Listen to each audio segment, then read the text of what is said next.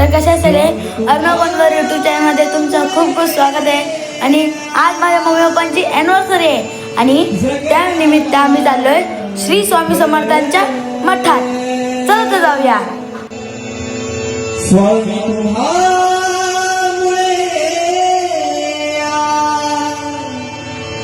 जगण्याला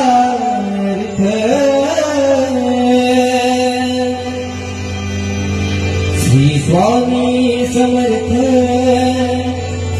श्री स्वामी समर्थ, जय जय स्वामी समर्थ, माझे दैवत स्वामी.